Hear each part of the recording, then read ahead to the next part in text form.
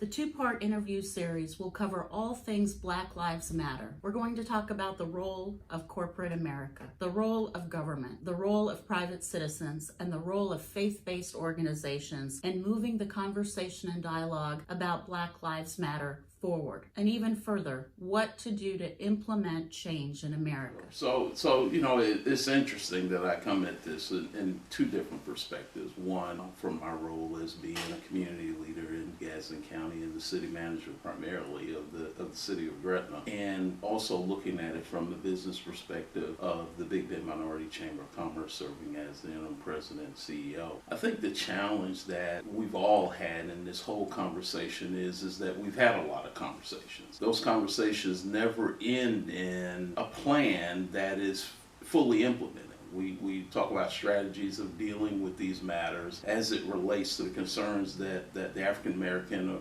community have raised to all of us, regardless of what community you're in. We have a great conversation, we come away with great takeaways, but there's never any action taken against the plan, or the action that's taken is stalled because of politics or because of something. So on the business community side, same thing.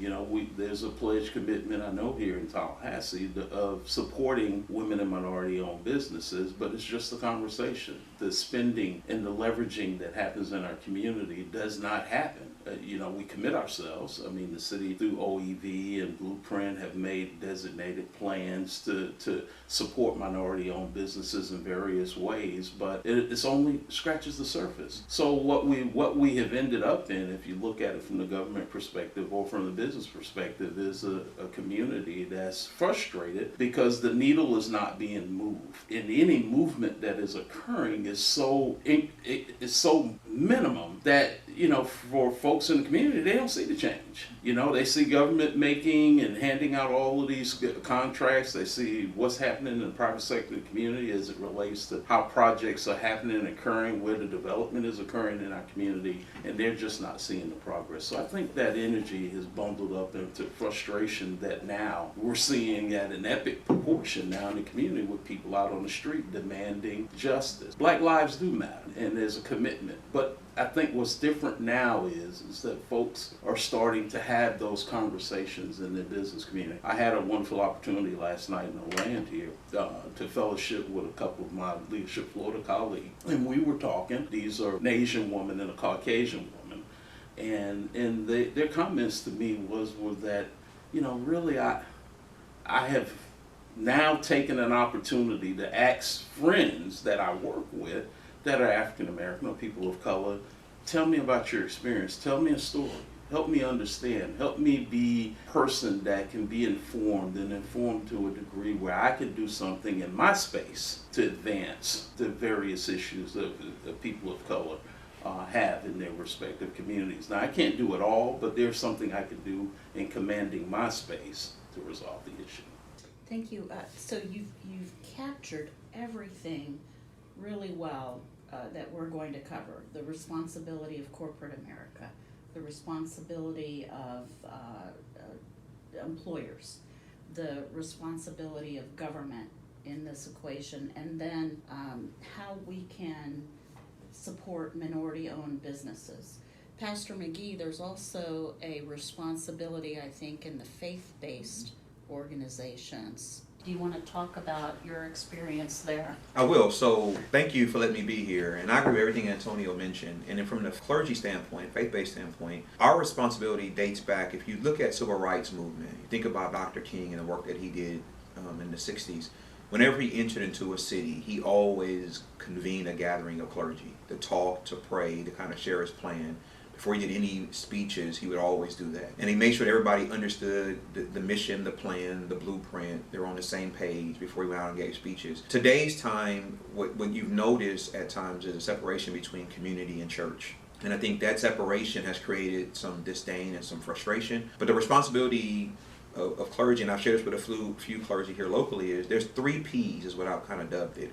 It's pavement, it's pulpit, and then it's policy. And the pavement are those who are protesting, they're walking, and they're advancing the message. And I fully support the protesting, fully support that's necessary. And we've seen over history the result when that's done. The pulpit is where clergy come in, when we all, black, white, any other race, need to be using our pulpit to speak about and speak out against social injustice. I share with people that I believe in Jesus of the Bible. And I always say it that way because you go to any church in the community, you may hear a different translation or different viewing of who he is. If you read it from the Bible standpoint, you understand that he actually stood against social injustice. He stood for the least of these. He stood for those individuals against a system that usually didn't acknowledge them. Women and children weren't looked at in high regard in ancient texts. And so he would do things from his stance, from his influence, that I think we're responsible as well. And then from policy, clergy needs to be actively engaged, as Antonio mentioned in some of the things he's talking about, with speaking out against injustice from a policy standpoint. If you look at from government or private sector employment, you look at the hiring. Do you have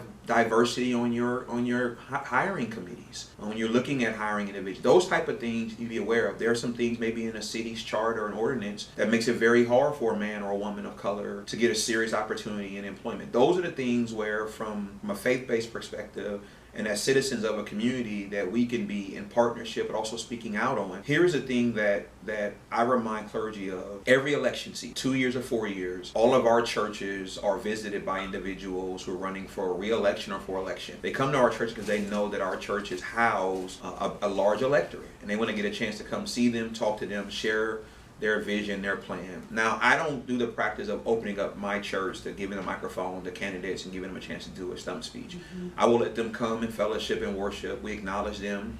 They want us to hang around afterwards and talk. We give them that opportunity. And here's why. I've been in church my entire life, and I've seen this play out where a candidate comes in, they talk, and they make a lot of promises. Once he or she wins office, you never see the results of that in the city where your church is. And as a leader, I owe it to the people that I pastor, the trust that whomever comes there is not going to sell them something. And so what I try to make sure we're doing is reminding individuals that every day these people have to live in this community. They have to live in these food deserts and these challenges. And so there are people in my church who've lost complete hope in government. They feel like these people do not care about my well-being.